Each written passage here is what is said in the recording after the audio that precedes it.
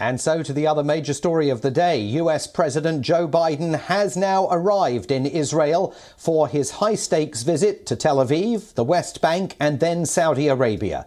This is Biden's maiden visit to West Asia since he took office. I'm proud to say that our relationship with the State of Israel is deeper and stronger, in my view, than it's ever been. And with this visit, we're strengthening our connections even further. We have reaffirmed the unshakable commitment of the United States to Israel's security, including partnering with Israel on the most cutting-edge defense systems in the world. From here, I'm going straight to a briefing on Israeli missiles and rocket defense capabilities, including the U.S. support for the Iron Dome and Israel's new laser-enabled system called the Iron Beam. Well, the president has a very full agenda ahead, but the White House says his focus will be on assuring US allies that he is committed to preventing Iran from becoming a nuclear power, as well as persuading Gulf allies to produce more crude oil in a fresh effort to lower petrol prices at American pumps that are causing sky-high rates of inflation here. In Israel, Biden will meet with the country's caretaker Prime Minister Yair Lapid and discussed stall efforts to revive the Iran nuclear deal that Israel, of course, vehemently opposes. He will also travel to the West Bank on Friday for talks with Palestinian President Mahmoud Abbas. Tensions are high between Israel and the Palestinians over the killing of Palestinian-American journalist Shireen Abu Akleh in May. Her family has asked to meet Biden during his trip. And then the president will fly directly to Saudi Arabia from Israel, a first in private aviation history due to Saudi Arabia's refusal to recognize Israel diplomatically. Planes traditionally descend into the airspace above Amman in Jordan before continuing on to Jeddah, but Air Force One will not be doing that. While in the kingdom, the president will hold talks with Saudi officials and attend a summit of Gulf allies. US officials say the trip could produce more steps towards the normalization of ties between Israel and Saudi Arabia. Both countries, of course, are historic foes, but also two of America's strongest allies in this very turbulent region. It is his first trip to the Middle East as president. It is precisely because the world is becoming more geopolitically competitive, especially in the Indo-Pacific and Europe, that we need to remain intensively engaged in the Middle East. The Middle East is deeply interwoven with the rest of the world. And if we act now to create a more peaceful and stable region, it will pay dividends for the American national interest and for the American people for years to come. The centrepiece of Biden's visit will be talks in Jeddah with Saudi leaders, including Crown Prince Mohammed bin Salman.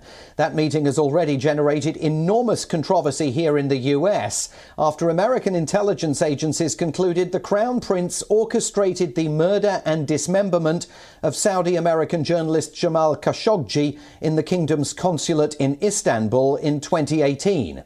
Saudi Arabia has consistently denied that allegation, but on the campaign trail, Biden pledged to treat the country like a pariah. We are joined now by WION's correspondents Jody Cohen in Israel and Susan Tehrani, who is in New York. Jody, you're in Tel Aviv, where the president, of course, has just landed. Let's start with you. I see the headlines that were generated on board Air Force One as he headed to Israel from Washington suggest that his national security advisor, Jake Sullivan, says President Biden won't launch any new initiatives to spark fresh Israeli-Palestinian talks over the next couple of days. But I mean, that was never really on the cards, right? Because he's got to deal with this caretaker administration in Israel, a country with a pretty opaque political outlook ahead. Absolutely. That was never on the cards, not just because there's an election coming up in Israel, but because across the political spectrum, the leadership say that they don't see a partner for peace on the Palestinian side. They don't see a need for meetings for the sake of meetings, as interim Prime Minister Yair Lapid said, and they don't see anything moving in terms of being able to offer anything different in terms of the two-state solution. So President Biden really, I guess, managing expectations that this trip is not going to be launching a new peace process. We might not see, we're not expecting to see full normalization between Israel and Saudi Arabia along the lines of the announcement that we saw last year with the Abraham Accords and normalization of ties between Israel and the UAE and then the other countries that followed. What we are expecting to see, though, and what we've been told, is to expect potentially the start of that normalization process. We've also been told that we might hear an update, potentially maybe more, in terms of the Middle East Air Defense Alliance. There's this growing regional alliance with countries concerned about Iran across the region, and that will potentially include countries that both do and do not yet recognize Israel. Jody, I want to come back to you in a moment on that issue of normalising ties between Tel Aviv and Riyadh. But let's bring in Susan Tehrani, WION's correspondent in New York. And Susan, let's talk about the Saudi leg of this trip. The president is engaged in an extraordinary pivot here, from insisting that he was going to ostracise the Saudis when he was on the campaign trail, now to seeking engagement with them.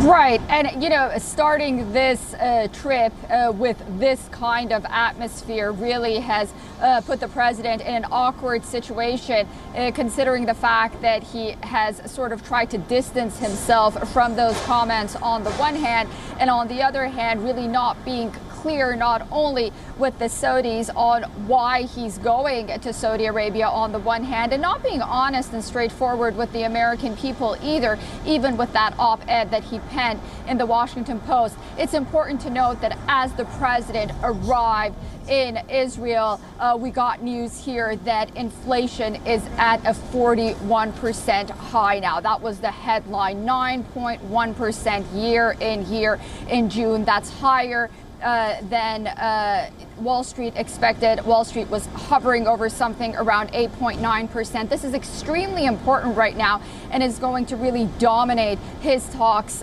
with Mohammed bin Salman and the Saudis in hopes of trying to pump more oil out of Saudi Arabia, despite the fact that many analysts believe that Saudi Arabia is not only almost at its oil production capacity, but it's really not going to make that much of a difference at the pump here at home or regarding inflation either. So yes, it's going to be a very awkward meeting because, as always, you know, the president hasn't really been straightforward, not only with the host country, but with the American people either. And Jody Cohen back in Tel Aviv. Let's talk a little bit more about the prospect of normalised ties between Saudi Arabia and Israel. Clearly not something that's immediately going to happen. How much work would an Israeli government have to do with its own domestic population to get them ready for a prospect in which ties might be normalised? That's a very interesting question. I think as a whole, the atmosphere in Israel right now is actually one of anticipation and excitement at the prospect of not just necessarily the normalization of ties with Saudi Arabia, but across the wider region. As you said, we're not expecting to see a huge announcement on ties. We do know that ties are going on and have been going on for quite some time in the background between Israel and Saudi Arabia. And not just with Saudi Arabia. I think that the key thing is the symbolism, because Saudi Arabia is so strong in West Asia that if they were to publicly recognize and start the process of normalizing ties with Israel, then a number of other countries would follow suit. And we could be seeing a massive realignment, really, of geopolitics in the region.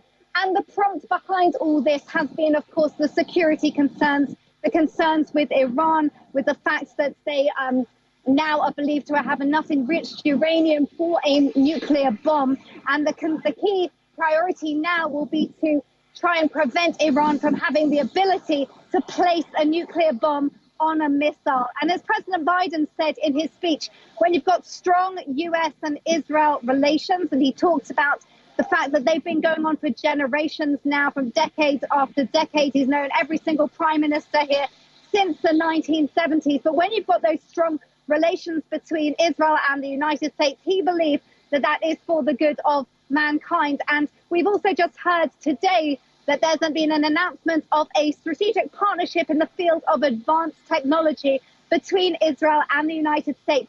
That will be looking at artificial intelligence, quantum, and also finding technical solutions to the major challenges facing the world, like climate change and also pandemic preparedness.